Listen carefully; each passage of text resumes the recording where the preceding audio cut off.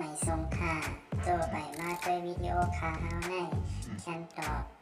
เรียกซับสไครป์ปันและหิ่งลำนั่นเสียดำค่ะยินจมขอบใจใหญ่ค่ะ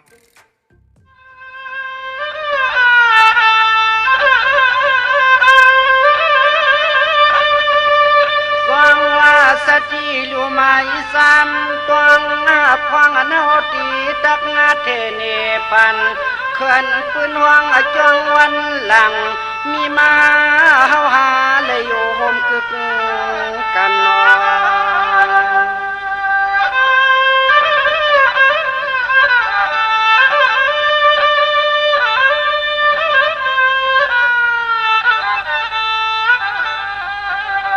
อันเลปันตัวเฮาเลหันหน้าพีนากวนเมื่อเหลียวใน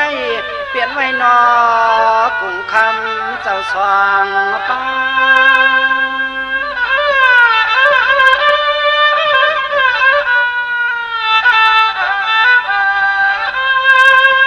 นั่นเด็กเขาเปลี่ยนมาตาลาเสไม่ออกผ้ากุ้งกว้างห่มห่างยังเอาตึกเปียงเสเตรียมมือเฮาเรียกเสอ่อนเอาตัวเนื้อเสว่าป้า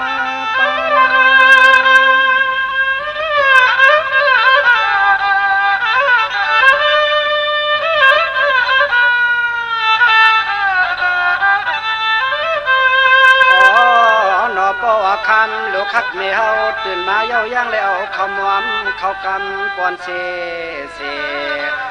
เอาเต้านมซ้อมโกลูกชายเลยจักยอมมันเลย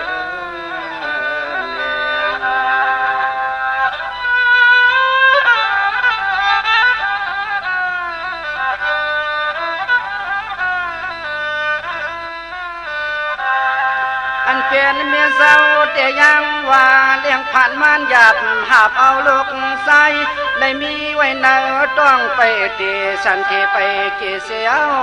ยังมุมมองขบตกหนึ่งยังเตรียม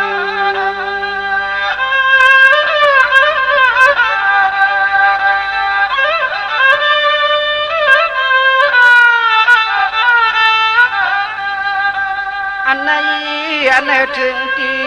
ยามตัวเหลียวในขึ้นกับมันกับเมืองเย้าเจียงลูกใจปีหมอให้หมอไข่ศพมาไข่ความยิ่งหลอกไว้ลาย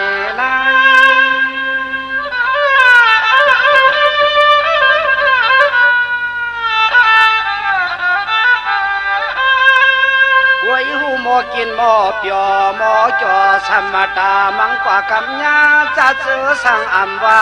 อำพาป้อว่าเปลี่ยนเครื่องกรุงสมตาการผู้คนใส่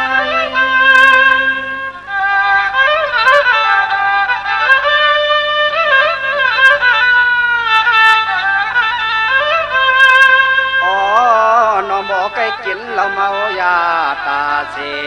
มือหลีตังตะตัง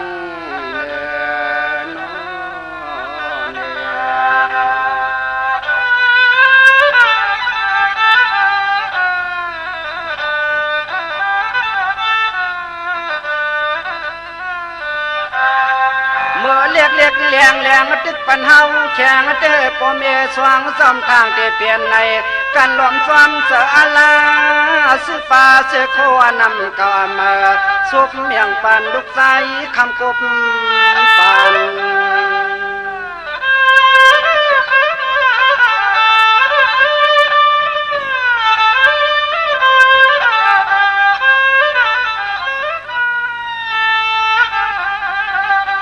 ถึงที่มุงมาเยามาเยานอนกำในตาเตตอบพุงปอพุงเม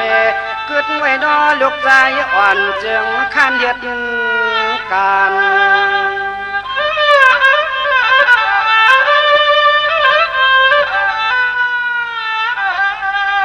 พอเลยกินข้าวสันจึงนอกหน้าตีก็หมออ่อนหนึ่งนางวันในนั้นมังกวักมาลาปันโปปันแม่มันคืน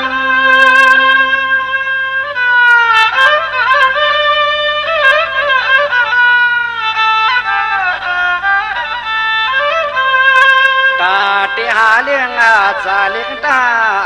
กางตวงห้องอาใส่อ่ำกาโฮมป้าปโลเมมาตามเจอไว้หุ่นเล่เทียงเวียงหนึ่งเวียงหนึ่งมันเล่หมอไก่พิง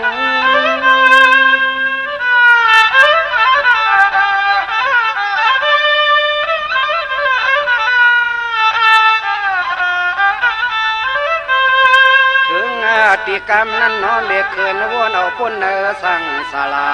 โอเมฆพอเลยตายย้อนวังโจซ้อมลูกชายอ่อนเทียบให้ปันมียามนั้นอ่อน